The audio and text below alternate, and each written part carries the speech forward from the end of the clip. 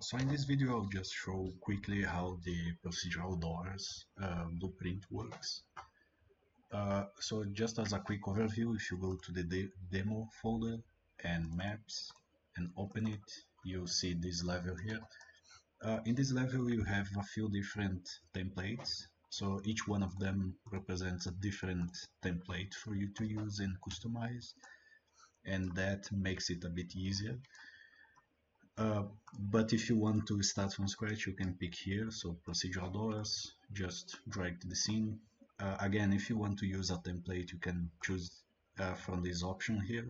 So let's start with, I don't know, simple door, and it will load the same blueprint as it is here. But let's go through how to do it manually, just in case you want to do something custom. So you have a few different options. You have the pivoting mesh, the sliding mesh, and the folding mesh. They are more or less the same in the sense of the structure that you need to set up. So if you, for instance, if you want to do a pivoting mesh, you add an element. That element will represent one mesh. So for instance, in a single door, it's one of them. And let's put here. So here I have the door mesh, which is this one, and you can see the pivot is in the middle. It's not anyhow easy to set up. It could be easier, but in this case I left it like this. So you just assign here, and you'll notice that there are two gizmos in the scene here. One is for the rotation and the transformation. So in this case it's like this. And if you check here, so the mesh offset is the one that you need to, as the name says, you can offset the mesh and define its correct position. And this one, which is the axis position, is where you want the pivot to work. So in this case, we just need to align to the hinges here. So it's something like that. And this option here, you can actually, yeah, like here you actually define how you want to open. So you, in theory, you just need to align it with the mesh. So the red means closed and the green means open. And if you want to increase this range, you can go here and increase it. So let's say 150, yeah, something like that. And when you wait, yeah, if you have the animate individually enabled, then you can go through each one of these and check how it looks. But if you don't have this enabled, you need to use this global parameter, so you can preview how it will animate. And that's pretty much it for all of the different ones. Of course, the sliding is a bit different, so let's just clean this one. The sliding door, for instance, it doesn't actually rotate, so the offset is just a position offset, and you can see here. So for instance, if you pick this and do something crazy like this, if you want your door to animate like this, you can do that, and it will basically interpolate from one point to the other. So let's do something a bit more realistic in that sense. So open position is the one that you want, and let's just make something like this. And then if we want to add another mesh, another door, we can just put it here. And if it gets a bit confusing here with the gizmos there, you can use the actual values just to find at least, yeah. So for instance, this door starts here, and let's make this one open to the other side. So let's just offset here as well, just to find it. And yeah, so basically you set up, like, the closed form is the actual mesh, and the green one is how it will be when open. So if you go like here and open %, it will interpolate the position of the door from closed to open. So you can pretty much customize this as you want. And if you set it to individual, then you can actually go here and define like I just want this door to open that way, and so on and so forth.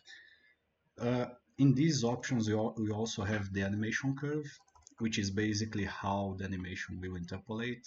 So in this case, it will start and end smoothly. It won't be linear or any other type of interpolation. So you can actually customize this curve here. If you don't know how to customize, you can just search for this one and duplicate. And then here you just change as you wish. Like if you want to start sharp and end smoothly, you would do something like this. So yeah, let's remove this one.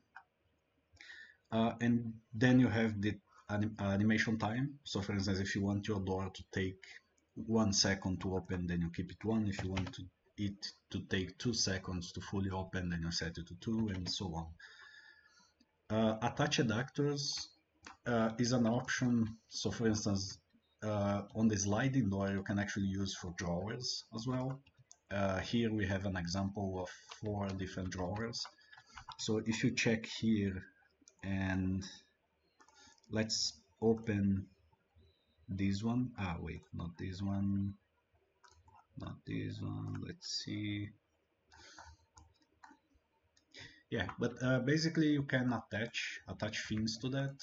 So if you pick a cube, so let's say you want to put content in the drawer, so you would go something like, let's just place actors. So just put an actor to hold multiple objects. Then you would go something like this. Of course, like you would actually do something meaningful in that sense.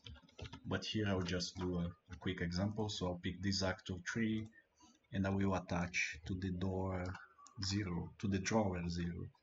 So we just go here, actor 2, actor 3. Yeah, I already had some before. But yeah, what will happen when you open that door is that drawer is that the object will be attached there. So you can actually have content inside the drawers and that kind of thing. This option is not just for the sliding one.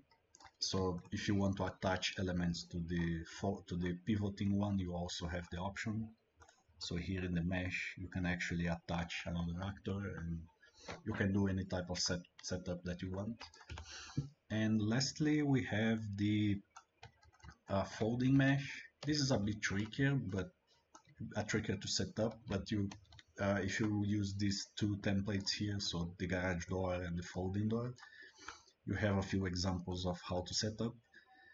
So basically you have a door in one way, the second is another, and then it goes back and forth between different doors. And this one as well, you define where the hinges are, and then wait, yeah, here, and then on the folding, yeah, open percent is down here, so you can also preview how it will look and tweak until you find the desired result. Here you can also set the axis in which you want to fold the mesh. So in this case, this one folds on the Z axis, so up axis. And if you check this one, it folds on the X axis. This is because of the folding door to the top. So if you play here, you can actually see them in motion, in action. So if you just click, yeah, sorry, my computer is a bit laggy today. But yeah, you can actually see them in action. And yeah, you can tweak the values until you find something coherent.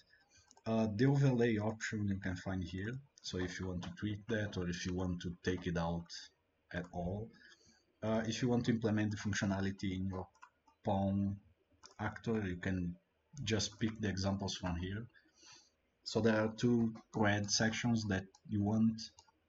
So if you plug these on the tick, it will do the highlight. And if you plug these on an interaction button, it will trigger the doors to open or close and so forth. Yeah, and lastly we have an option to control the animation for cinematic. So if you go here, you have the cinematic tab, then you have an option to enable it and the opening percent. And if you go here to procedural doors, cinematic, you have the sequence as an example.